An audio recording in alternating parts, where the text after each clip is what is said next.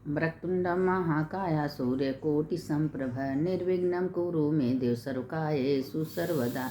मंगलम भगवान विष्णु मंगलम गरुड़ध्वज मंगलम पुंडरीकाक्ष मंगलाय तनो हरि। शंकर शंकर हर हर शंकर शंकर शंकर जय जय शंकर। मंगल भवन मंगल हारी उमा जपते त्रिपुरा। देखिए तबीयत थोड़ा ठीक नहीं है, गला वाला बैठा है, लेकिन हम तब आप लोग को कथा माता रानी का भेज रहे हैं। आप लोग सुनिए कि देखिए इसमें माता रानी का 9 दिन तक कथा सुनना, उनका भजन गाना, बहुत खुश होती हैं। और पार्वती जी से भोलेनाथ बता रहे हैं, कैलाश पर बैठे थे, शाम का पहर था, तो पार्वती जी से भोलेनाथ कह रहे हैं कि देखो पार्वती, जब तुम चंद्र घंटा के रूप में हुई हो, 9 देवी का रूप तुम्हारे ही है पार्वती, तुम ही हो। इसीलिए लोग कहते हैं जयंती मंगला काली भद्र काली कपाली दुर्गा क्षमा शिवा धात्री स्वाहा स्वधा नमस्तुते। तो अब वो पार्वती जी से भोलेनाथ सब बता रहे हैं। पार्वती माता पूछ रही हैं कि प्रभु हम 9 रूप में क्यों पैदा हुए, ये मेरा आराधना ये नवरात्र में क्यों होता है। तो कहेंगे देखो पार्वती, तुम्हारा 4 नवरात्र होता है, 2 तो गुप्ती होता है, 2 सामूहिक होता है। तो ये नवरात्र में जो तुम्हारा आराधना करता है, पूजा करता है, तुम उसके घर में जाके बैठ जाती हो। और हम कैलाश पर खोजते रहते हैं कि पार्वती कहाँ गई, आवाज़ देते हैं तो तुम बोलती हो हम अपने भक्त के पास गए हैं। अब इसी में देखिए कि पार्वती जी से भोलेनाथ सुना रहे थे कि देखो पार्वती तुम कैसे कैसे लीला करती हो। एक बहुत बड़े पैसे वाले राजा, उनकी एक बेटी थी, उनके और कोई बच्चे नहीं थे, बहुत दिन के बाद एक बेटी हुई, उसका नाम सोना रखे थे। अब वो सोना क्या कि जब उसका शादी ब्याह हुआ तो उसको पति तो बहुत अच्छे थे, लेकिन उसका सास ननद बहुत खराब थी। देखिए घर में परिवार में पति अच्छा हो तो पति अच्छा हो तो ऐसे कोई अच्छा नहीं होता, सास ननद को अच्छा होना चाहिए। अगर सास ननद बुरी है तो घर नरक हो जाता है। बेटा भी कुछ नहीं बोलता था, बेटा भी चाहता है अपनी पत्नी को, लेकिन माँ के या बहन के आगे इतनी मजबूर हो जाता है को बोल नहीं पाता। अब वो ससुराल गई, ससुराल गई और पति तो अच्छा था, लेकिन सास नंद उसको इतनी त्राह इतनी कष्ट दे रही थी कि वो माँ दुर्गा को घर में मूर्ति रखी थी, दिन रात दुर्गा माँ का पूजा करती थी, दुर्गा माँ को आराधना करती थी। दुर्गा माँ हर पग पग पर आके उसको संभालती थी, उसकी इतना इतना आटा पीसने को दे देती थी, उसकी सास दुर्गा माँ उसको मदद करके पीस देती थी। कोई चीज़ बनाना होता है, अब उसको जहाँ देती खाली दुर्गा माँ दिखाई देती थी। एक दिन मंठा दी दुर्गा माँ को पिलाने के लिए, तो दुर्गा माँ को पिला रही हैं तो अब वो माता नहीं थी, पूरा मंठा बह रहा था। उसका सास उसको बहुत पिटाई की। ऐसे करते करते उसकी सास की मूर्ति, उसकी ननद जो है दुर्गा माँ का मूर्ति एक तालाब था उसमें फेंक दी। अब वो वहाँ से जा रही थी, तालाब में से दुर्गा माँ निकल गई तो घर में आके अब सब अचरज खा रही हैं। अब इसे करते करते दुर्गा माँ अपना रूप तो दिखाई दी हैं। तो जब सोची कि माँ हम तो दुर्गा माँ को फेंक दी, दुर्गा माँ कैसे आ गई। और जब शादी के बाद ननद मैके में रह जाए तो उस भौजाई का ज़िंदगी नरक हो जाता है, क्योंकि माँ अपने बेटी का पक्ष लेती हैं, अब बहू को गैर समझती हैं, जो कि आपके ज़माने में बेटी को अब बहू को एक तरह समझना चाहिए। अगर एक तरह समझ लें तो आपके घर का अच्छा ही होता है। जो खाली बहू को बहू समझे, बेटी वह तुम्हारी बेटी है, किसी का बेटी बहू नहीं है, वो भी तो किसी की बेटी है। तुम्हारे घर में काम करे, धंधा करे, तुम्हारा समय से इज्जत सम्मान कर रही है तो उसका कदर नहीं है, लेकिन करना चाहिए। जो ऐसा करता है ना उसके घर में सुख शांति भी नहीं रहती है। अब माँ जो दुर्गा हैं वह सब कुछ देख रही थी, अत्याचार माता बर्दाश्त नहीं कर। जो भगवान का भक्त रहता है ना, थोड़ा दिन तक तो दुख रहता है, लेकिन दुख के बाद फिर सुख आता है। माँ उसको कभी गिरने नहीं देती थी। एक दिन क्या हुआ कि रात को सोई थी, सपने में माता आई तो कहें बेटा तुम जाओ, बहुत बड़ा मेला लगा है दुर्गा जी का, तुम देख आओ। अब वो सपने में सपना देखी चली गई दुर्गा मेला में, वहाँ दुर्गा जी के मंदिर में चली गई, पूजा कर रही थी। वहाँ दुर्गा माँ उसके घर में आके और उसके सारे काम धंधा करने लगी। अब वो जैसे कह रही थी ना भाई दुर्गा माँ को कोई जड़ी बूटी अंतर मंत्र थोड़ी ना काम आता है, लेकिन अब वो अपनी जान में कितनों कर रही थी। और दुर्गा माँ एकदम साथ दे रही थी और कि भाई हमारी बेटी नहीं है, तो उसको अपनी सोना को अपनी बेटी मान ली थी। अब सब सोची कि इसकी में अंतर है। अब जब सोना आ गई तो कही माँ हम आपकी बहू ये नहीं समझते कौन है। दुर्गा माँ उसके घर में थी और दुर्गा माँ अपना रूप बदल के बैठी थी।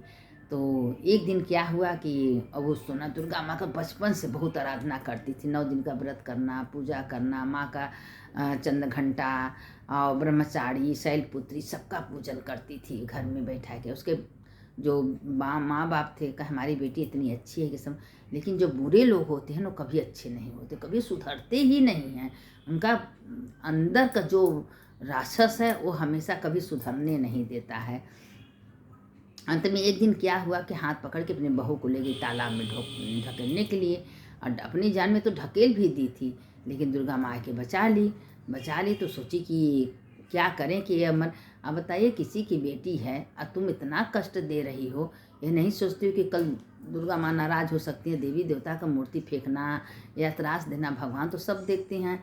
अंतिम में माँ को बर्दाश्त नहीं हुआ, उनको आना पड़ा। सब देख के एकदम जब माता रानी क्षमा कर दीजिए, माँ बहुत गलती हुआ है, बहुत पापनी है ये।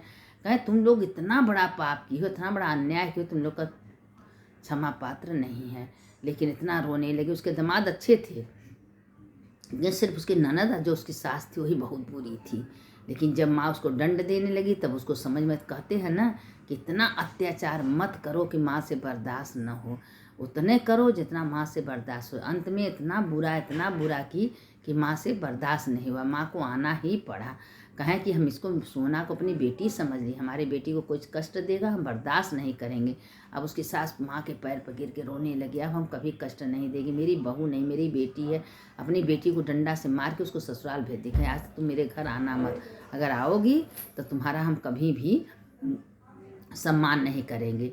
आखिर माँ की कृपा से उसकी बेटी अपने ससुराल चली गई और उसकी बहू जो है एकदम बेटी बन के घर में रहने लगी। उसके घर में सुख शांति समृद्धि। देखिए माँ का आराधना कष्ट जरूर होता है, लेकिन माँ वो कष्ट को निवारण कर देती हैं। तो इसीलिए अगर आप कोई भी भगवान को पकड़ के पूजा कर रहे हैं, पाठ कर रहे हैं, अभी 9 दिन माता जी का दिन चल रहा है, तो जो 9 दिन आई देखिए सब कथा पार्वती माता से भोलेनाथ कह रहे हैं तुम कितनी दयालु हो। इसे कहते हैं कि पार्वती हमको तो तुम प्रेरणा देती हो, तब हम सुनते हैं अपने भक्तों का, लेकिन तुम तो ध्यान देती हो कि हमारा कौन आराधना कर रहा है, कौन पूजा कर रहा है, कौन कष्ट में, तुम दौड़ी दौड़ी चली जाती हो। हम तुमको आवाज़ देते हैं पार्वती पार्वती, लेकिन तुम अपने भक्त के घर चली जाती हो, उसके घर में नौकरानी बन जाती हो, झाड़ू पोछा करती हो, बर्तन में इतनी तुम भक्त के अधीन हो।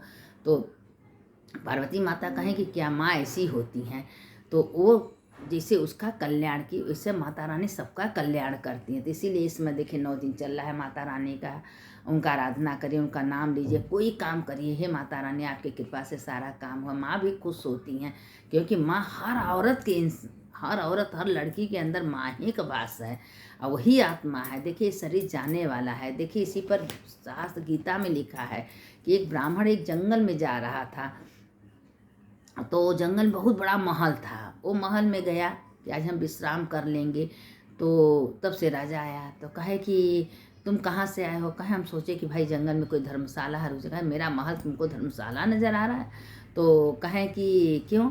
कहे इसके पहले कौन रहता था। कहे इसके मेरे पापा मेरे दादा कहे उसके तुम्हारे बाद कौन। कहे मेरा बेटा। तो कहे धर्मशाला तो है, जब परिवर्तन होता है कोई समान नहीं रहता तो धर्मशाला न है।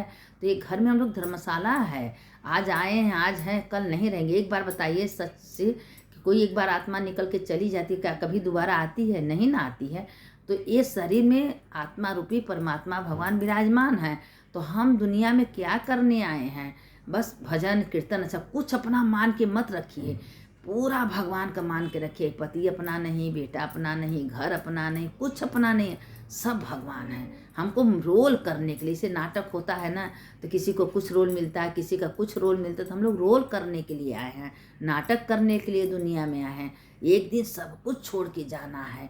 जो आज मेरा है कल किसी और का होगा, परसों किसी और का होगा, मेरा कुछ नहीं है। इसीलिए भगवान कहते हैं तुम अपना मान के मत रहो। तुम आए हो तो कुछ लेके आए थे, आए तो नंगे हाथ ना आए, कुछ नहीं। तो यहाँ तुमको हर चीज़ भगवान दिए हैं, हर चीज़ सुविधा दी हैं, तो उसका यूज करो। एक दिन सब कुछ छोड़ के जाना है, तो अपने जीते जी अपना कर्म कर लो, बना लो। अब पैसा का ममता मत करो, तुमको भगवान दिए हैं तो अपने हाथ से अच्छे कर्म कर लो, ताकि अगर बाई चांस कहीं जन्म हो तो फिर अच्छे घराना, अच्छा घर, अच्छा परिवार हमको मिले। हमारा ही कर्म हमारे सामने आता है। 84 लाख का ज्वाइन के बाद मेरा जन्म होता है। तो जो जैसा हम कर्म करते हैं वही कर्म का फल हमको भोगना पड़ता है। अगर हम बुरा कर्म किए हैं तो बुरा कर्म भोगना, अच्छा कर्म किए तो अच्छा भोगना पड़ता। तो इसीलिए ये मानुष तन है, इसमें 24 घंटा भगवान का आराधना करके काम करिए कि हे भगवान आपकी कृपा से सारा काम हो रहा है, आपकी कृपा से ये काम हम कर रहे हैं, आपकी कृपा से चला रहे हैं। सवेरा आपने वो कराया, आपने हाथ पैर नहीं चलाते तो हम कैसे चलते।